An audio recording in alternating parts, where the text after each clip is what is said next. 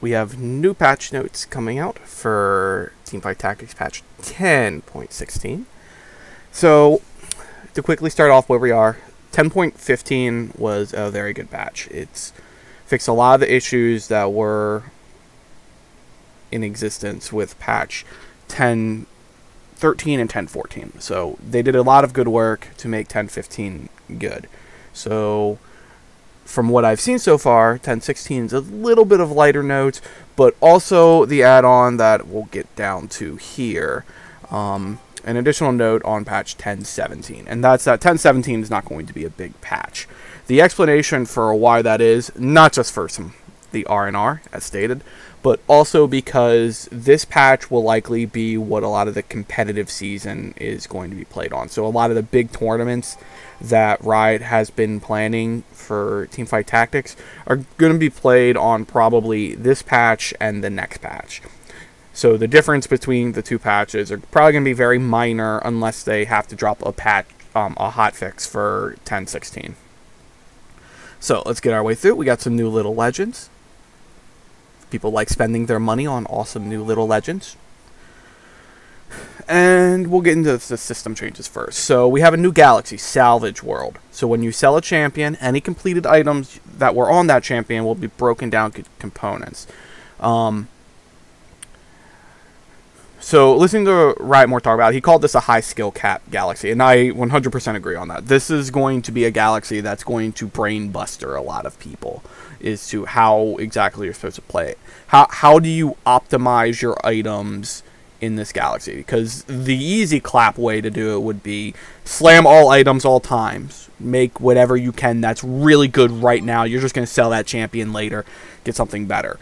That's not exactly true. The issue with that logic is, what if you put a component on something that you're planning on keeping through the game, but you never get an item to combine with that component that you actually want? Typically what you should do before then is you just buy something in the shop, drop the items on it, make the full item you wanted, sell the champion, and then move that full item over to the champion you wanted that item on. Can't do that, because when you sell it, those components will break down. So you're going to have to think a good bit about how you're going to play this galaxy. I haven't immediately thought of exactly how to best play it outside of the obvious slam all your items at all times onto champions that you probably don't think are going to be in your late game. But it should make you, on carousels, think about getting more optimal items rather than what fits the items you currently have, because you're going to be able to break down and make whatever you want. I think in the end what you're going to see is a lot more like high rolled item combinations than we've seen in the past. So I suspect you're going to see a lot more Death Blades. I suspect you probably will see a lot more Thieves Gloves. High level items that you don't see a lot because their components are used for a lot of other items, but are still like top tier, like really good items. In return for the new galaxy, they're getting rid of Star Cluster Galaxy. I'm fine with it. Star Cluster was always kind of a weird galaxy, because you could get a 2-star 3 cost like pretty early in the game, and that thing could be nuts, or you could sell it and get a ton of gold. It was just kind of an odd galaxy, and it was a galaxy that really benefited when you were playing mech. If you were playing mech and you hit one of the mech units on a carousel, it was usually pretty good. Quality of life change. Item recipes. So, I've seen this. This is actually a great change, and I love it. So, if you right-click an item component on your bench, I think it can even be on a champion. If you right-click it, a little interface will pop up telling you all the different combinations with that item and what it makes, along with highlighting the components you currently have to show what completed items you can make with what you currently have. Really good change. I'm really happy about it. Particularly when it came to spatula items, because I was notoriously bad at remembering spatula item combinations. So this is a good change that'll help a lot of the newer players get into the game and not have to worry about trying to memorize an item chart as I did in like my earlier lifetimes. Item changes. So I think a lot of the big changes this patch are actually in here in these item changes. So the big one being the first two. Hand of Justice. So Hand of Justice used to heal a set amount, 50, on hit. As one of the two modes. So Hand of Justice has two modes. One, it does 50% additional spell damage, if I recall. I don't remember if it does spell and AD. It might actually do both. And then the other mode was on hit, it does you gain 50 health. This like is pretty terrible in the late game, whereas the other mode is pretty useful in the late game. The only time this was ever actually useful was back during the old Yasuo carry builds, where Yasuo's ult hits a whole bunch of times, so you got a whole bunch of these triggers and you got a whole bunch of health back. But in general, this was really weak. It was only useful on like a very, very slim number of champions. So now they're changing it to you get 50% healing on damage done by both abilities and basic attacks. That makes this mode strictly better than both Bloodthirster and Gunblade. Because Bloodthirster and Gunblade only heal 45%. And Bloodthirster only AD, so physical damage. And Gunblade only ability damage. It's just weird to me that this would be that much higher, but I suspect the logic behind it is that you can't guarantee you're going to get this mode. You're always going to get one of the two modes. So it's a gamble. Therefore, by taking that gamble, it should be at a higher value. I'm not sure I agree with that, but I'm assuming that's the logic behind it. That said, this should make Hand of Justice a much, much, much, much, much better item. It'll be good on a handful of there are a handful of champions that can take good advantage of this. It's going to be a much more flexible item. It can be used a lot, and it's not terrible, and you can put it on a lot of different champions. I'm like hesitant to say like champions that Snap this is instantly great on. Maybe Aurelia, maybe Echo. But other than that, like I'd have to like sit back and actually like put it on something to see how much better it is. Gunblade. Oh, Gunblade. I love this change actually. So Gunblade is one of the weakest items in the game, probably like second or third weakest item in the game. So what they're doing is they're essentially making it a protector spat. Literally a protector spat item. So, Gunblade, it takes the ability damage, heals 45%. Now, along with that, is that it overheals. And with the overhealed, you get a shield for max 400 health. Like I said, this is essentially a protector spat on, like, specific champions. So, you can put this on champions with very, very low mana costs, and it's a protector spat. This is great on Aesol. This is great on Aurelia. This is great on Syndra. It's okay on Ziggs. Ziggs, okay. Basically, anything that you would put a blue buff on, this is probably not terrible on. I do think where you're going to see this the most is probably on Aesol and Syndra and maybe Aurelia. Those are the three that come to mind that this is very good on.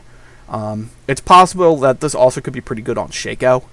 That's another champion I think this might be pretty decent on. But Aesol in particular, and what's really impressive is that this stacks with Protector Spat. So if you also throw a Protector Spat on top of it, you should be able to get the Protector Spat shield along with this Overheal shield. I think this will actually make this a pretty common item to see, particularly on Aesol. I think it'll be a standard item you'll see on Aesol.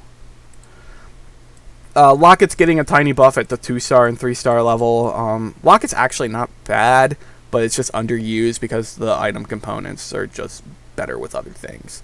Like Chain Vest, you can make a GA with Chain Vest. Rod, you can make a Death Cap with Rod. You can make a Morello with Rod. It's not that Locket's bad, it's just that it's underused because its components make better things.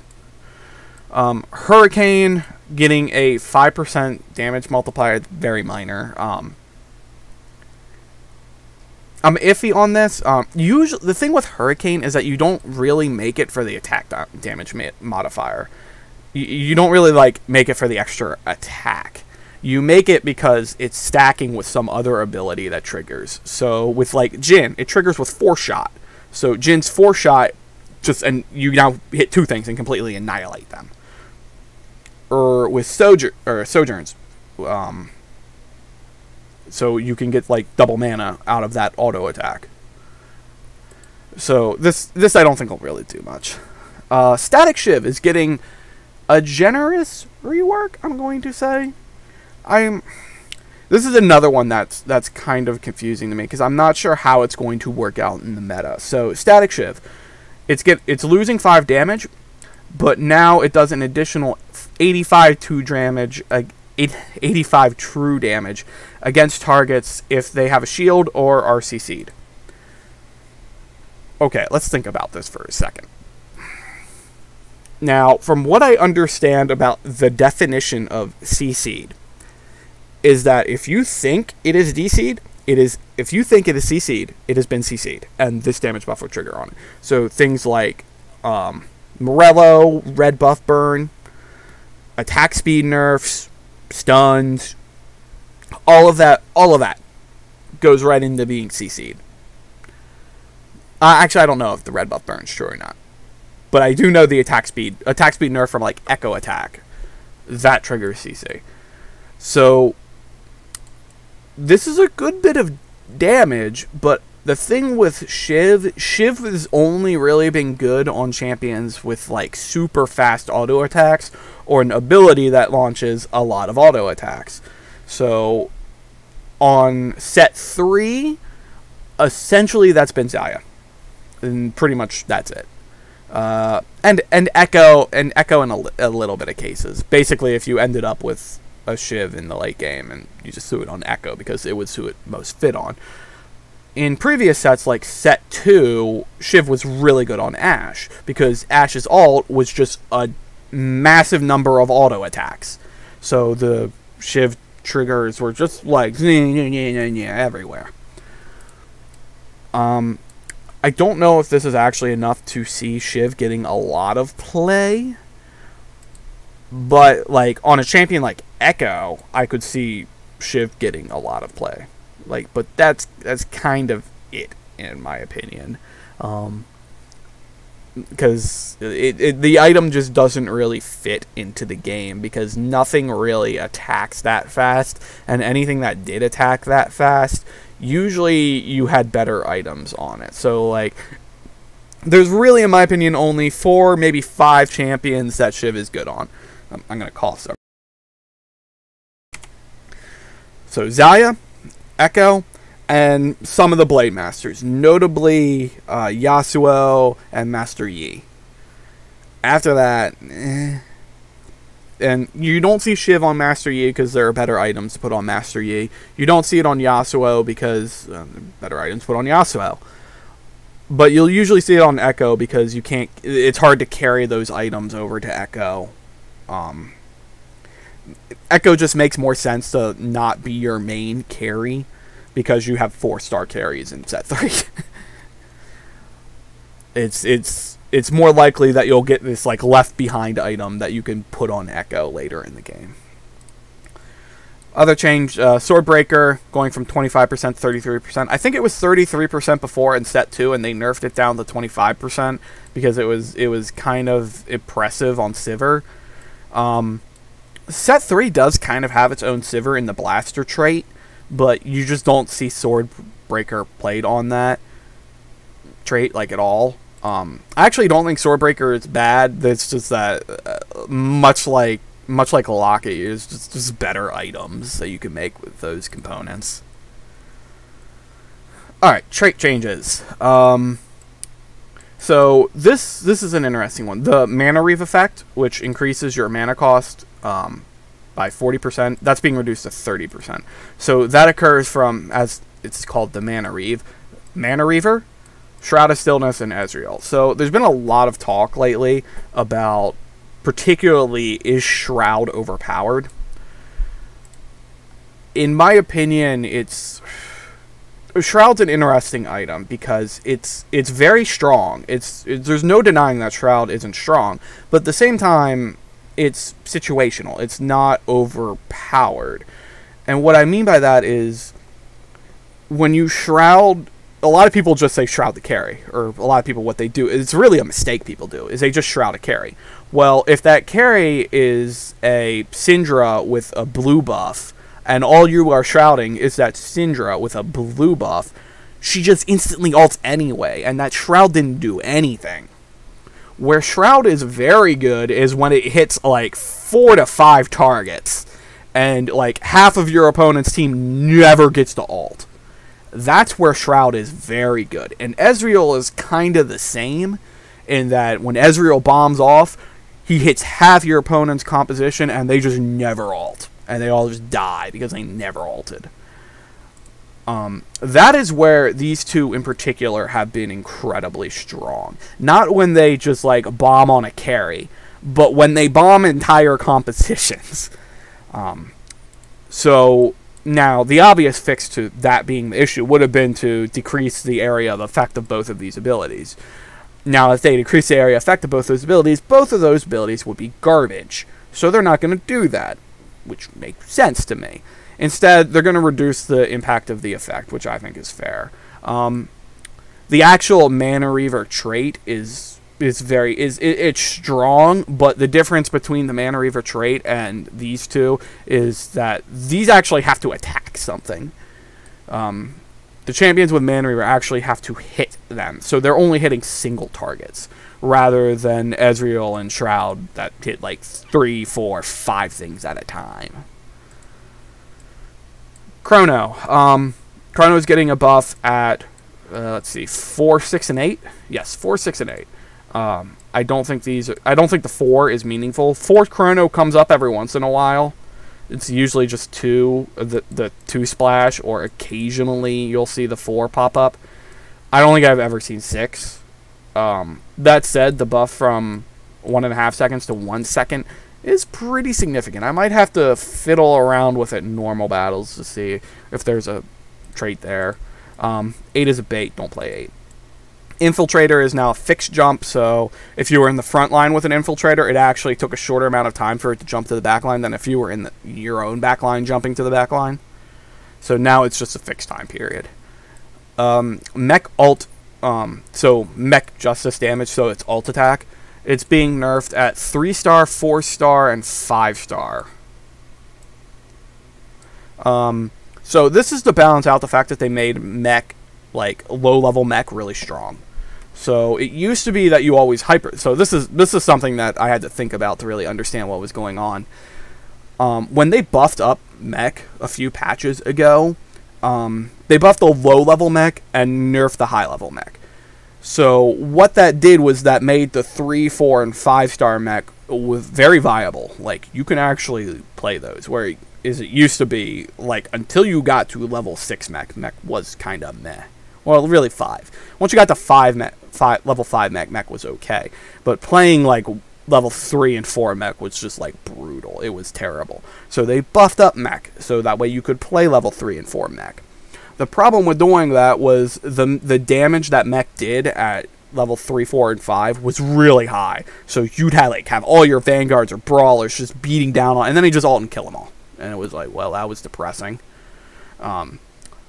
The idea is that mech probably shouldn't be the thing murdering an entire front line. It should probably be the actual damage carries in the back line murdering the front line. So they're giving a nerf to the 3, 4, and 5-star mech ult damage, which is fair because it was too high.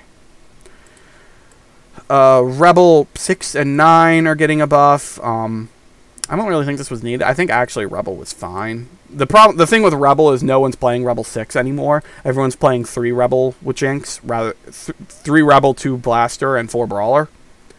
No one's playing 6 Rebel anymore, especially since GP wasn't very good. This might change with a patch with some notes we'll get to in a bit, but I don't think this is overall meaningful. And 9 Rebel is I mean, you need spats, so shrug. Space Pirate is a bait. I learned this a while back. And by a while back, I mean Saturday when I tried it. And I was that was a mistake that I should not have done. But anyway, buffing the drop item rate. It's high, but again, Space Pirate's a bait. There are better comps. Vanguard 6 is getting a nerf. It's not very significant, to be honest with you. I don't think it's overall meaningful. The problem with Vanguard 6, in my opinion, is that there's literally no way an AD build will ever beat a Vanguard 6. It just can't happen. You can't do it. Even with a Last Whisper, you just don't. And I don't think this will change that. Now, in their defense, Vanguard 6 is probably supposed to beat every AD build in the game. Like, straight up. Like, no matter what you do. That's part of playing Vanguard 6, is that you're supposed to beat the shit out of every AD build in the game. But I don't think this changes that. This might make it so that if you have a crazy carry with Last Whisper, maybe you can, but I have my doubts. Champion changes. Fiora gets a 500 HP buff. This is good because, in my opinion, Cyber 3 openers are actually kind of weak right now. But it's because your front line just dies out. Like, you lose whatever is supposed to do damage, Lucian, and you lose Fiora, and you're left with a Leona that can't kill anything. So hopefully this will make Fiora get maybe 2 ults per life, which makes her a lot stronger. Zed is getting a buff, so this one worries me a little, because I think Zed is actually a very underplayed and very good champion. And this one kind of worries me. Zed is very good. More people should be playing Zed. And I'll just leave it at that. Bard is getting a nerf at 1 star. It's been a common theme for a lot of people to play Bard in the early game to fast 8. Mostly because you needed the fast 8 to make whatever your composition was. So the sooner you hit it, the better you did. And taking any damage from playing Bard was worth it. So they're nerfing his passive mana gain to level 1, meaning you probably need to get to level 2 to get the same effect. Also, people were stacking him like crazy. They were putting like death caps and sojourns on it. I was like, guys, we need to chill out with this. This was not what this dude was meant for. Master Yi is getting a 3-star nerf. So here's... I have give and take with this. I feel like every time they nerf Master Yi, they should be buffing Yasuo and making Yasuo better. But my understanding for this is that 2-star Yi is really not good, and 3-star Yi is really too good. So Riot's having difficulty balancing out that fact, and this is basically just what we end up with.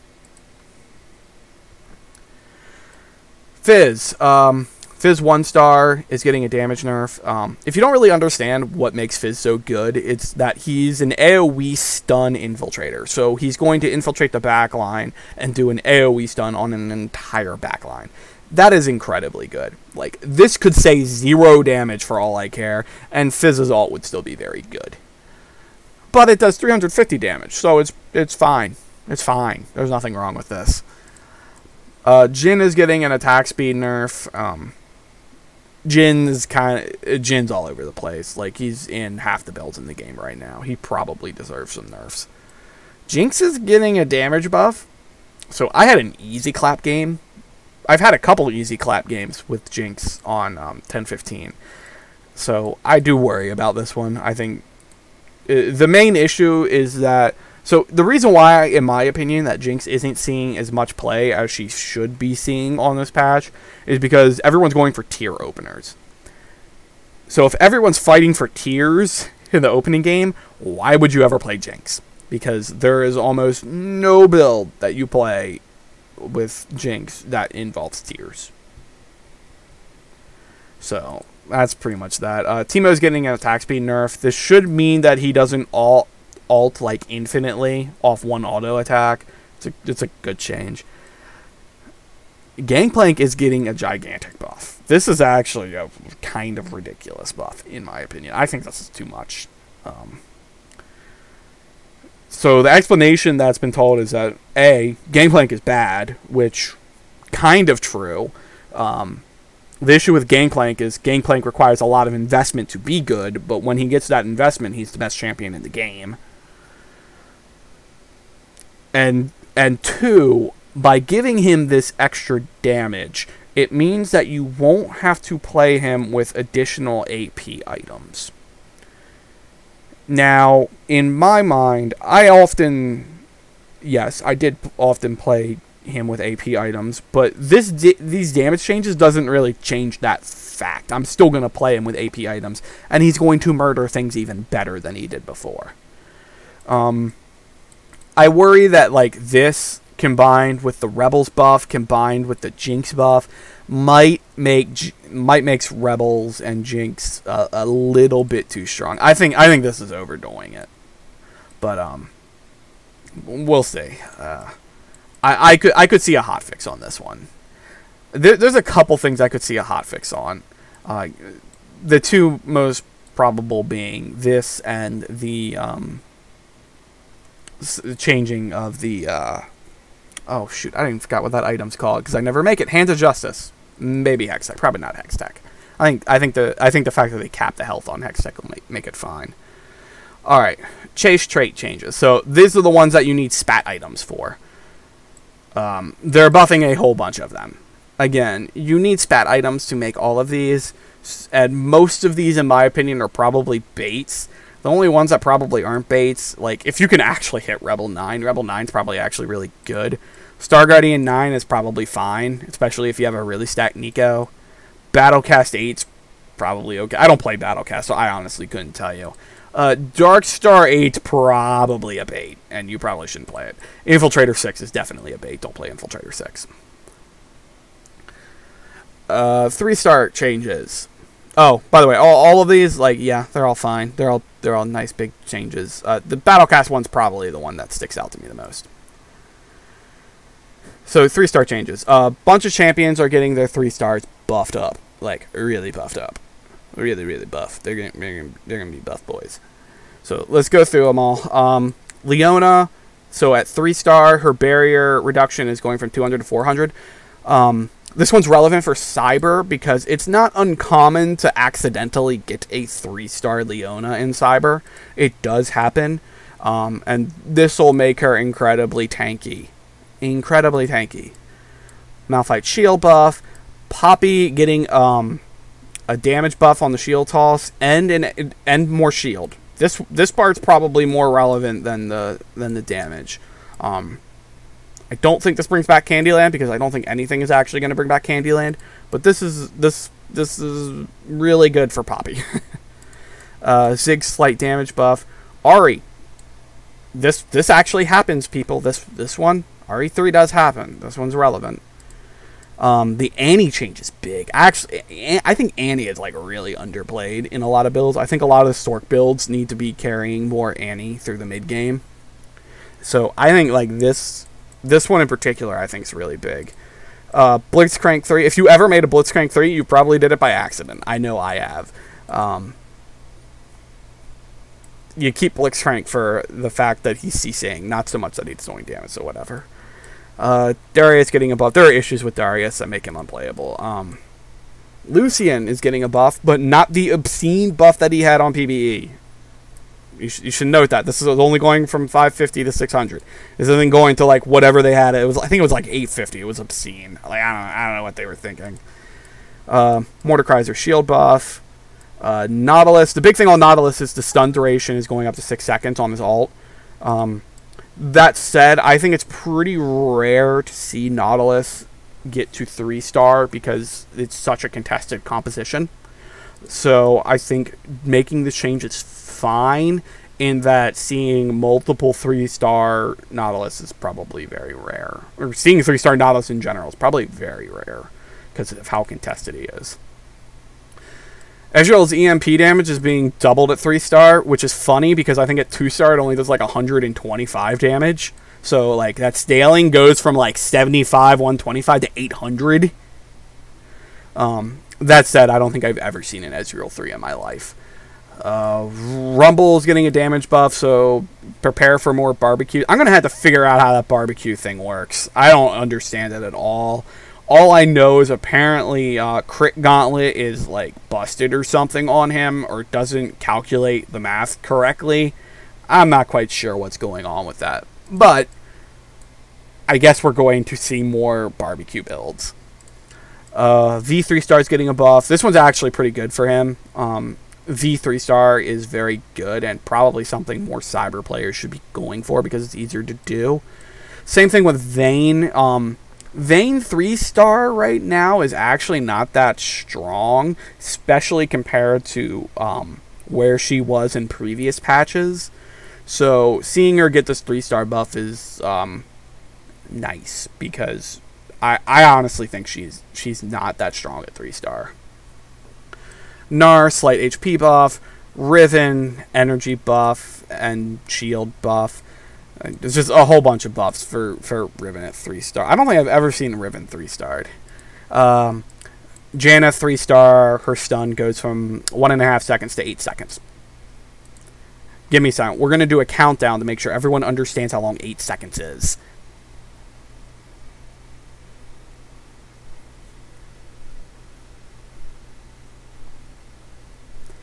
That's a long-ass stun. And it'll be really funny, and I want to see some Reddit posts on it. Alright. So, quick going back to highlights. Bunch of buffs, particularly to Rebels, Zed, Jinx. Some reworks on Hand of Justice and Hextech. Yeah, Hand of Justice, Hextech, and Shiv. We're going to have to... These two items, I think we're probably going to see a lot more play. This one I'm not sure of. Gangplank, I think, is probably overtuned right now, and I think in general you're going to see a lot more players going the Blaster and Rebel routes, more than they are going these blue buff route openers. And along that lines, nerfs to Jhin, Teemo, slight nerf to Fizz, Bard opener is weakened, and the new Savage Galaxy comes in while Star Cluster goes out. That's about it for these patch notes. I don't expect the meta to greatly change outside of seeing more blasters being played. More blaster openers into Jinx play and Rebel play. Otherwise, I think you're going to see a lot more of the same going on right now. Anyway, that's my review for patch 10.16, so I'm going to go play some game now. Thanks.